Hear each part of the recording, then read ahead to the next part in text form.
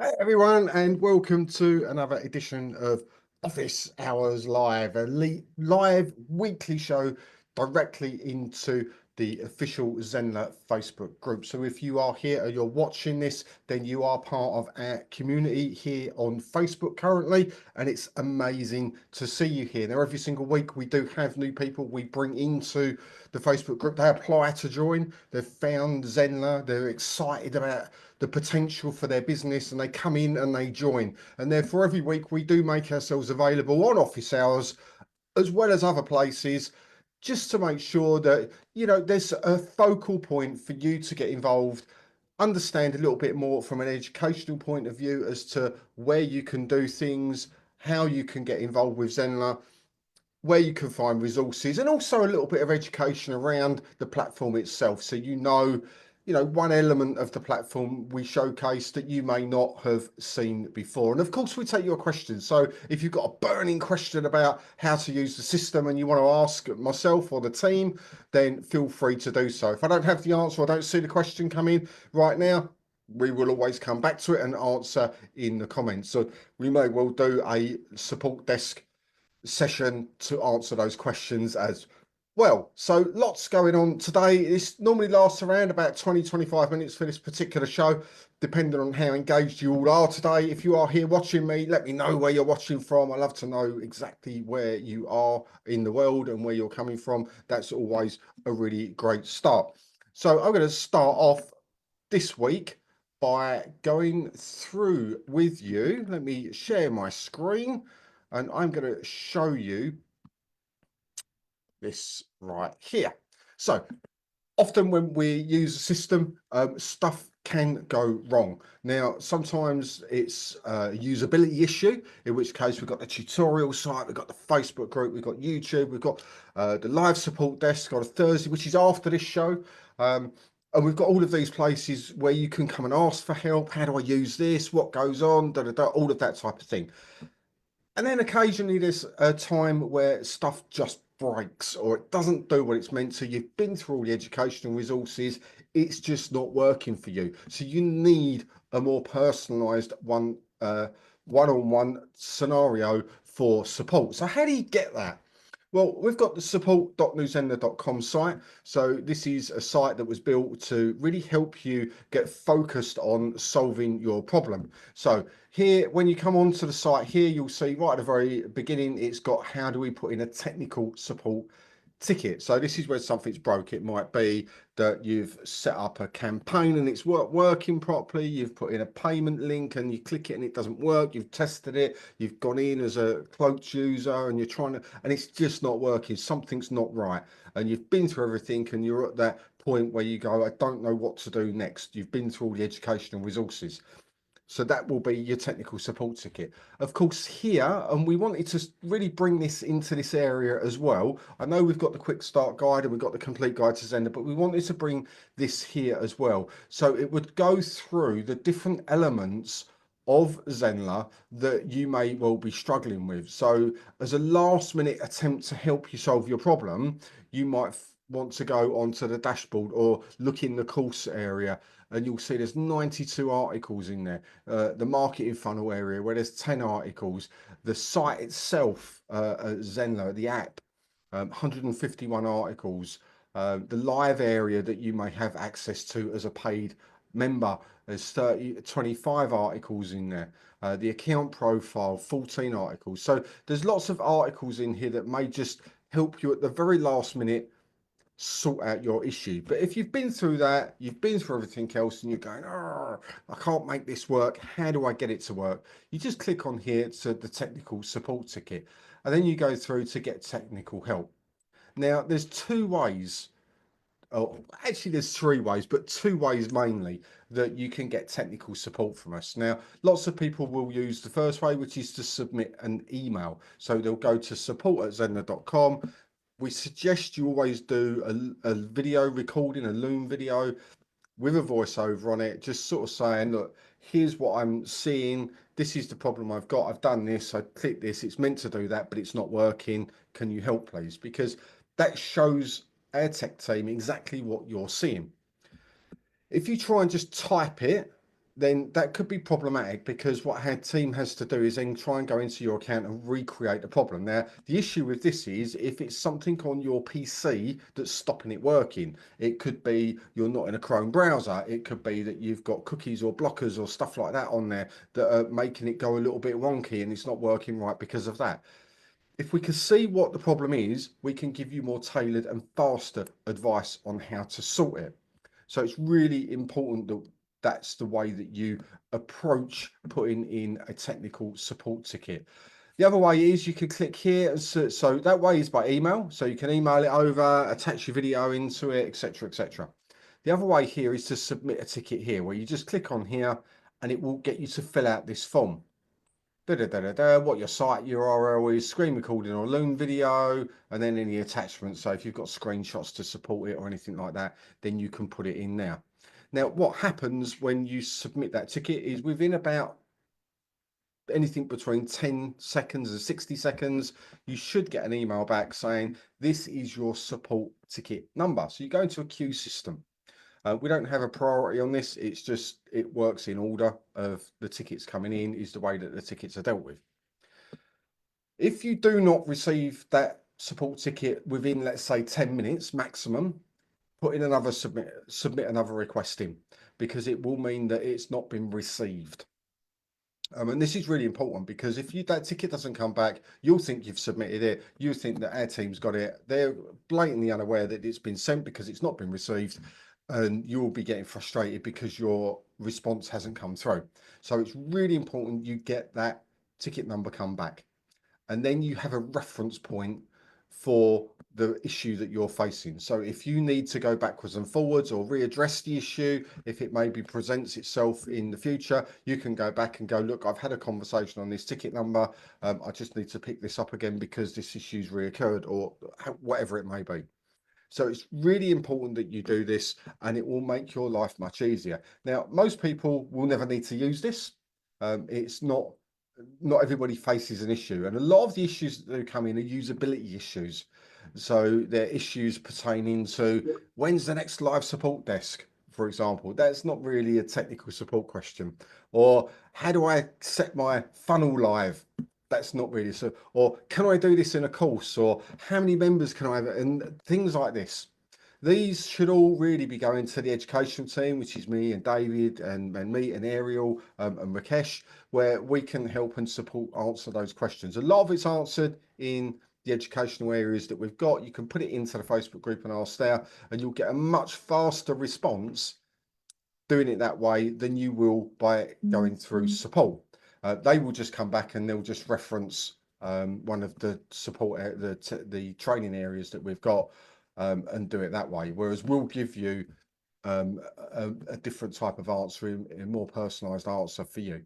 So remember, that's really the way to do it. So when you're about to submit your technical support question, work out whether it's actually a technical support question, or is it a user question? Is it you're not quite sure how to use that area? I mean, there's a lot of questions coming up at the moment regarding communities, because we had the new community release. Unexpected. Well, we knew it would happen because it's a new release, and lots of people are going, well, can it do this, and what are the limitations on that, and will it do that, and I've tried to do this and it's not quite.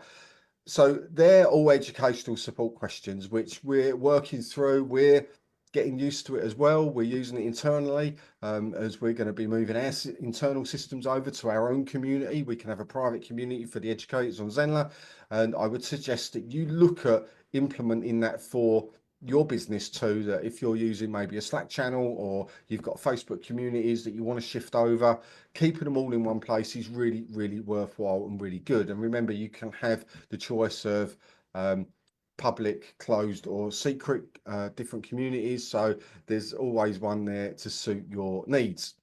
So this is how you get technical support. Remember, be polite and respectful to the team that work there. They do work their very hardest to try and get you the answer that you're looking for in the shortest period of time. Their role is to keep you happy and to get you moving forward past your issue. That's their job. And they do work tirelessly to try and achieve that. Sometimes what we think is an easy question or an easy situation that you're facing sometimes takes a little bit more work and it needs to go up the ranks of the support people. So just bear that in mind. It may have to be escalated up to try, because it's not quite as straightforward as it seems. Sometimes it can be a localized issue, i.e. it's just on one or a handful of accounts, and sometimes it may be, and it's very rare that it's on lots of accounts, like everyone's account. It's normally just in either yours or one or two accounts. So that's how they tend to deal with that. And they aim to get back to you as fast as humanly possible within that system. So hopefully you will never need to use it. The education team do have a lot of questions. We cover a lot of stuff for you all. So normally we can help you out. And that's our role here, to be able to be there for you to help you. So just have a think about that and just see whether that's something that when you're just about to press support and you're looking to do that, is it a support question or is it something a little bit different? So I'm just going to go over to my chat just to see if anyone's over here at the moment commenting. No questions in yet. So I'm going to move on to the next part of this office hours live. So one of the things that I like to cover is I like to go through a lot of the features that are in Zenler and just give you a quick overview of how they're used, why you might want to use them, and what's involved. And the Zenler as a app is becoming more and more um, diverse in the way that it operates. There's more functionality behind it now. There's more things that we can do with it. It started off as just an LMS system.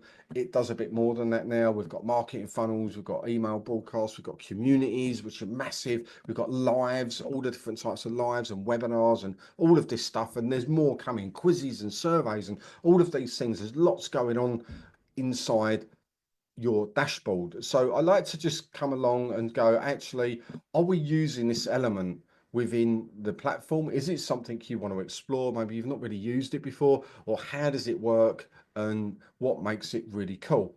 So today I'm going to look at email broadcasts for you. So let me just share my screen. I'm just going to double check that nobody's commenting just yet. Nope. That's cool. It lets me get on with this. So here we go. Let's share my screen. Here we are. Okay, so we're in our dashboard. And what we're going to look at today is we're going to look at email broadcasts. So what can we do with email broadcasts? So when we go into the email broadcast area, we've got three elements over on the left-hand side. So this is our broadcast. This is our history and our upcoming broadcasts that we've created. So we can schedule an email broadcast to go out. We can use all sorts of filters. We can send to people with certain tags, enrolled in certain courses. We can do a whole plethora of different things to make sure that the emails we create are going to the right people. We can access our email lists here and we can access our contacts here. But what we're going to look at today is we're going to look at actually creating a broadcast email. So we always need to give this a title. This is an internal title, so it will come up in our list. So I'm just going to call it test one. Nobody else sees it apart from you. And then it will take you through a number of different elements that you need to complete to be able to send this email out. So the from name. So who is this being sent from? The email, who will the broadcast be from? So I can't send it from @zenler.com on here because it's not authorized within this site. So I'll just do kevin@kevin.com. It won't know any different. Now, my recipients, I've got options here. I've got filters that I can add in. As you can see, I can add a filter. So the role is enrolled in a course, not completed a course, not subscribed to a funnel, tag contains, tag does not contain, email opened, I'd have to pick another email, email not opened, that would be another, I'd need to send an email for it to recognize no email had been opened, email clicked, email not clicked, email bounced, email not bounced. The bounce ones are quite useful, not in a list. I mean, there's just loads of elements here that we can filter out our thing by. So I'm just going to click all contacts. I've got nobody in my list anyway. Down here, we get to choose either our SMTP or Zenler Mail. I've only got Zenler Mail connected into this account, and it will tell you how many credits you have available in your Zenler Mail for this month. So if you want unlimited emails, you send it via your own. So, or if you're using Zenler's Mail, it will tell you how many credits, i.e. email sends you have. So if you send it to 100 people, it will use 100 credits. It's that simple. So if I click next, it will say authenticate email domain. The from email address domain is not authenticated. This may cause deliverability issues. Click here to learn more. So if you don't understand what authenticated email domains are, then we'll cover that in a separate training. And if you go onto YouTube, it will tell you how to do this as well. But we're going to click continue anyway. Now, so that's the recipient. So that's where we're sending our email to. Then we come across and we have all of these beautiful themes that we've got. So this is our email builder. We have this for our broadcasts, and they're really nice. So I can use a blank version. I can use any of these. I can preview. If I want to preview this, do I like the look of that? How does that look? Does it look nice? I can go back to my themes, or I can go, oh, actually, I like this one. Look at that, how beautiful that is. It automatically scrolls for you anyway. So I pick one. So just make sure you highlight it. I'm going to go with that one. I'm not going to do a huge, I'm not adding anything into this. This is just for demonstration purposes. Next. So I've done my recipients. I've filtered out my list. I've decided who I want it to be sent to, who I don't want it to be sent to. I've selected my theme. And now I have to add in the content for my email. Now we can personalize this. Now, be aware of this, that, you know, if you are adding in people into lists and you're capturing data through forms and stuff like that, you know, this is where these bits come in quite useful. So subject, you can put in first name, and then you can type, look inside for your gift. You can do whatever you like, whatever it's going to be. You don't have to use these dynamic elements, the personalized elements, but it's quite nice to get an email with your name on, especially for, I think, for your first name. I think it really just shines a nice light on, a friendly light on what you're doing. Now here we have, just like anything else, we have the ability to come in, we can edit this, we can change text color if we want to change that. We can do pretty much anything that we want. So if we wanted it green, it'll be green. We can delete it, we can duplicate it. We can do many, many things in here. There's also other settings here. We can adjust links. We can change the header level to whatever we want it to be. So if we wanted a small one, we could put a small one in there, whatever. Same with this. This is very easy to do. We just add in what we want. If we want to add in another block, so we want to add in a text block, we can put the text block in there like that. So it's really easy to make sure that we get it looking good. So I'm not going to go through how to write an email or anything like that. You know, that's down to you having your content prepared, and choose the template that will best serve the content that you've got ready. Then we can preview.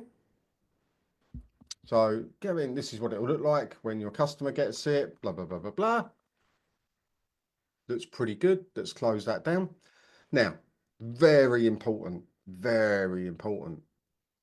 Make sure you send a test email to yourself. So I would send it to one of my other email addresses, not the one that you're logged in with, and just send yourself a test just to make sure how you think it looks, even though you've previewed it, is how it looks. Because it's very easy to go through and you're working on a screen like this, and there's small bits in it, and you're going through all that, and it's very easy to miss bits and not realize, oh, that looks a bit much on a mobile, or it looks a little bit much here, you know, don't really like the way that that's being delivered. So the sending a test email, we do it internally. I've always done it with every campaign I've ever sent out over the years that I've done all of this type of stuff. It's just your backup to make sure you're not making a mistake.